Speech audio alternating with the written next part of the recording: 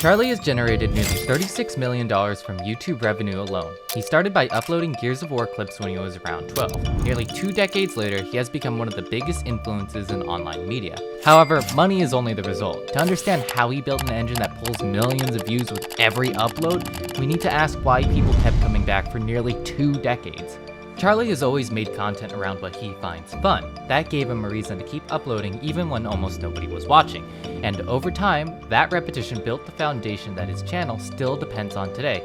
Or as Charlie might call them, the 3 major doularoos. And that really lit a fire in me to keep making things and keep enjoying that, because outside of making videos, I really wasn't very happy. It's not like I was bullied at school or anything. I had friends, but not like actual close friends that we go hang out and do stuff with. I was always kind of like the last person people would think to invite. And that brings us to the very first reason why Charlie became so successful. His personality. Through storytelling. The way he turns almost any topic into a story. Charlie does not speak like a news host. He speaks like a friend telling you something strange that just happened, which is crazy. That's why even basic topics feel entertaining. However, he tells stories in a very specific way. So, let's observe some transcripts. But before that, you're going to jail. Just kidding, but Charlie isn't. What, you think the law is just a suggestion? Something you don't actually have to follow? You're above it? You're untouchable? I know what you've done. I know your dirty little secret. Now, when we look at this hook, for the first 15 seconds, the viewer has no idea what the video is about. Normally, that would be a problem. Some creators can pull off retention bait, but Charlie has an extra advantage. His audience already wants to hear what he has to say.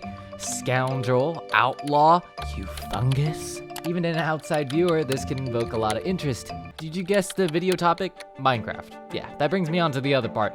Once the audience trusts the creator can take them into topics they would normally never click on.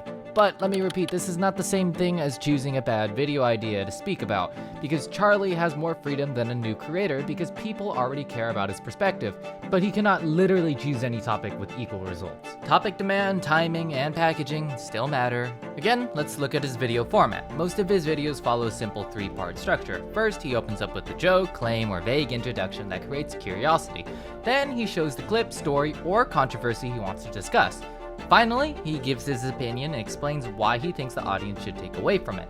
The middle can move around, but the hook comes first, as usually it does, and then the takeaway comes last. And then he usually pauses the clip to add commentary between those moments. But his delivery allows him to make even simple topics entertaining. And through these commentaries, Charlie became a voice for his audience, giving a direct opinion on online controversies. But what about the people who don't agree with what he has to say? Well, some of his, fan base claims that he very broadly covers a topic that he learns about and then covers. Which, not to dog on him, but is actually kind of true if you think about it, but in that regard, I don't think he's all that much different from other news creators content-wise. His information is not necessarily unique, but his delivery is what separates him. Viewers may trust Charlie to entertain them and give his honest reaction. That does not necessarily mean that they see him as a deeply researched news source. But regardless of what he says, he still gets 1 to 3 million views pretty much every single time he uploads. So people want to hear what he has to say, obviously. So the better question is, why? But to understand this, we need to talk about the second doularoo, familiarity. Okay, so, as I call it, the thumbnail trick. I'm very creative. Observe these thumbnails. Notice how each and every single one is the same background, same location? Well, YouTubers use this method. Quite a bit, actually. For instance, take Paddy Galloway's channel. His channel has the same thumbnail method for pretty much all of his videos, but he changes them around a little bit. The goal is that they stay the same. They build familiarity. Familiarity. Instantly, we can tell who the creator is, and naturally, they are more inclined to click on it. But you might come back and say, well, not all of his thumbnails are the same, though. And you would be right, actually. You want a piece of cake? So these thumbnails don't use Charlie's usual background, but they still feel like his videos, right? I'm pretty sure if you've ever watched any of his videos, you know exactly what I'm talking about. Charlie's recognition comes from much more than his background. His face and hair, his existing audience, his title style, years of recognizable content, the expectation attached to his channel name. Most YouTube thumbnails are heavily polished. Charlie's often look like they pulled something straight out of the internet, and that contrast can help them stand out. But the bigger advantage is, I swear to God, familiarity. Viewers already know what kind of video they are getting. Okay, but I don't want you to get the wrong idea though. I'm not advocating that you do this type of thumbnail, because there's another point that I haven't gotten to yet. For anyone who watches Charlie's content regularly, it makes sense that you would be familiar with his thumbnail archetype, but there's also 8 billion people on this planet. Not everyone watches his content, but they may have heard of his name. So he will title his videos in a vague enough way that brings enough curiosity. And then you notice the name beneath it. Even before clicking, you already know what kind of video Charlie will deliver. And again, trust is single-handedly one of the most important things to have, and Charlie has a lot of it. Again, obvious though. For instance, everything I say on this channel, I would take the time to research it properly, but I could still be wrong, and so could Charlie.